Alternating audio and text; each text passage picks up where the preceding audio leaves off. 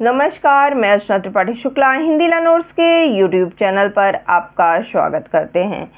अगर किसी ने शादी का झूठा वादा किया है या प्रमोशन का झूठा वादा करके किसी के साथ यौन संबंध बना रहा है तो ये भारतीय न्याय संहिता धारा 69 के तहत अपराध माना जाएगा। इसके साथ ही साथ यदि आप किसी को आप शादीशुदा हैं और आप अपनी पहचान छुपाते हैं कि आप शादीशुदा हैं और तब भी दूसरे से संबंध बनाते हैं तो ऐसे केस में भी आपको हो सकती है 10 साल की सज़ा। जी हाँ, शादी का झूठा वादा करके अगर किसी के साथ यौन संबंध बनाते हैं तो उस पर आपको 10 साल की सज़ा हो सकती है। यानी कि अब आपके स्टेटस को रखना होगा एकदम क्लियर। आप किसी से अपनी जो जान पहचान है, अपनी जो पहचान है उसको झूठा नहीं बना सकते हैं। कई बार ऐसा होता है कि शादियों में लोग पता चलता है कोई नॉर्मल सी जॉब कर रहे हैं और वह झूठ बोल करके शादी कर लेते हैं। नहीं, हमारा लड़का तो इस जॉब में है, इतना रुपए कमाता है, और इस तरह से वह झूठा जो है शादी कर लेते हैं। कई तो ऐसा होता है, कई केसेस तो ऐसे आते हैं कि शादीशुदा होते हैं परंतु दूसरी लड़की से उन्होंने शादी कर ली है, उसको शादी हो गई, बच्चा हो गया, उसको पता ही नहीं है कि सामने वाला पहले से ही शादीशुदा है। बाद में पोल खुली कि अरे वह तो शादीशुदा है। ऐसे में फिर क्या है, दूसरी लड़की की ज़िंदगी बर्बाद हो गई। और ये सिर्फ लड़कियों के लिए ही नहीं है, सिर्फ पुरुषों के लिए ही नहीं है, अपितु महिलाओं के लिए भी है। महिलाएं भी अपना पहचान छुपा करके कई बार पुरुषों को धोखा देती हैं। तो ये जो सेक्शन है भारतीय न्याय संहिता का सेक्शन 69, ये इसी पर आधारित है कि यदि आप अपनी पहचान छुपाते हैं और पहचान छुपा कर किसी से यौन संबंध बनाते हैं, किसी से शादी का झूठा वादा करते हैं, किसी का प्रमोशन दिलाने का वादा करते हैं या इस टाइप से कोई भी झूठ बोलते हैं तो आपको 10 साल तक की सज़ा हो सकती है। भारतीय न्याय संहिता खासकर महिलाओं से जुड़े हुए जो अपराध हैं उसको रोकने के लिए उठाया गया एक नया कदम है।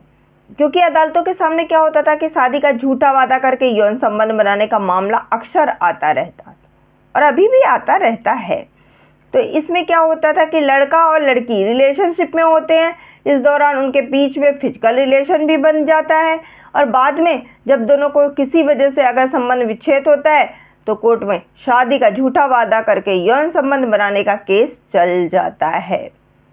और कई बार ये सच में होता है, कई बार तो ऐसा होता है कि जो लड़कियां होती हैं वे ही झूठा भी केस लगा देती हैं।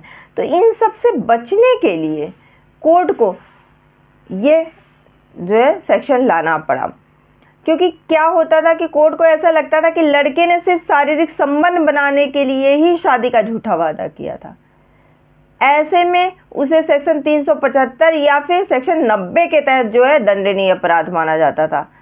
परंतु भारतीय दंड संहिता आईपीसी धारा 375 में उसको बलात्कार की सज़ा निर्धारित की जाती थी। धारा 375 के तहत अगर बलात्कार का वह दोषी पाया जाएगा तो उसे 2 से 5 वर्ष की कैद, आजीवन कारावास की सज़ा मिलती थी। ऐसे में जो अपराध है उसकी गंभीरता पर निर्भर करता है कि वह किस सेक्शन में जाएगा। सेक्शन 90 धोखाधड़ी में जाएगा या फिर 375 में जाएगा, बलात्कार में जाएगा। और इसको किस सेक्शन में डालना है ये निर्धारित करना थोड़ा सा कठिन हो गया था। इसको ध्यान में रख करके ही इस अपराध के लिए एक नया सेक्शन ही बना दिया गया है, सेक्शन 69। अब ये जो सेक्शन 69 है भारतीय न्याय संहिता की, बीएनएस की, या जो है इसको इसलिए बनाया गया कि शादी का अगर कोई झूठा वादा करके यौन संबंध बनाता है तो उसको इस अपराध में रखा गया। इसके अलावा अगर किसी महिला के साथ नौकरी का कोई झूठा वादा करके यौन संबंध बनाता है या फिर प्रमोशन का लालच दे करके उसको यौन संबंध बनाता है या फिर वह शादीशुदा है और वह नहीं बताता है कि वह शादीशुदा है, इसको छिपा करके अगर यौन संबंध बनाता है तो उसको अपराध माना जाएगा। हालांकि पुरुष परेशान न हो, ऐसे पुरुष जो शादीशुदा होते हुए भी अपने फेसबुक में, अपने सोशल मीडिया में सिंगल का स्टेटस लगाते हैं, उनके लिए ये नहीं है। आप पर इस तरह का कोई केस नहीं होगा। अगर आप इस तरह का झूठा वादा करके किसी से शादी करते हैं, किसी से यौन संबंध बनाते हैं, तभी यह आप पर लागू होगा। इस सेक्शन के तहत अगर किसी का दोष सिद्ध हो जाता है तो उसे 10 साल तक की कैद, जुर्माना या फिर दोनों का प्रावधान रखा गया है। क्या होता था कि जरूरी नहीं होता था हर बार कि लड़का या लड़की हर बार जब शारीरिक संबंध बनाए तो ये ध्यान रखे कि एक दूसरे की शादी होने वाली है, शादी हो गई है या नहीं हो गई है। तो ऐसे में अगर उसने, सामने वाले ने पूछा और सामने वाले ने नहीं बताया और फिर अगर उसका यौन संबंध बनता है इस वजह से कि वह भविष्य में उससे शादी करेगा, फिर नहीं करता है, तो वह इस श्रेणी में आता है। परंतु अगर वह पहले से शादीशुदा है, चाहे लड़का या लड़की, और फिर उनका रिलेशनशिप बनता है ये जानते हुए भी कि वह शादीशुदा है, तो ऐसे में वह कोई भी केस इस टाइप से नहीं कर सकते हैं, यानी कि इस धारा का दुरुपयोग नहीं हो सकता है। पहले क्या होता था, महिलाएं 7-7, 8-8 साल तक रिलेशनशिप में हैं, उसके बाद अचानक से संबंध विच्छेद हुआ, अचानक से बलात्कार का केस लगा दिया। अब ऐसा नहीं हो पाएगा। अगर आप रिलेशनशिप में हैं, 2 साल, 4 साल, 5 साल से रिलेशनशिप में हैं, फिर आप उस पर बलात्कार का केस नहीं लगा सकती हैं।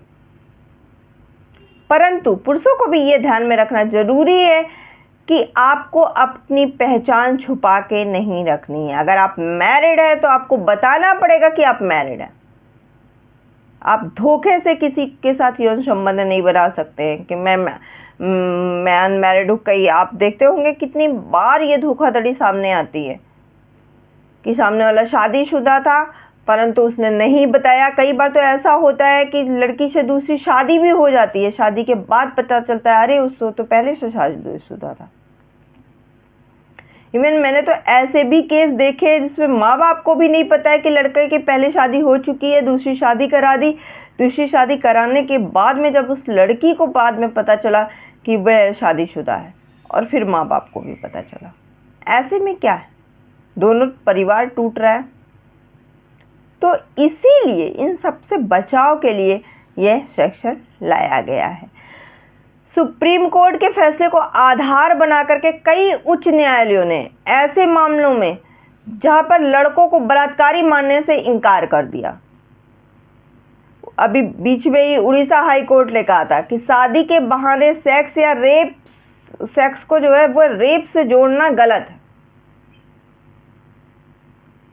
क्यों? क्योंकि आप साल, 2 साल, 3 साल से आप रिलेशनशिप में रहे और फिर अचानक से आपका संबंध विच्छेद हुआ, अचानक से आपने उसके ऊपर रेप का केस दायर कर दिया, तो यह गलत है।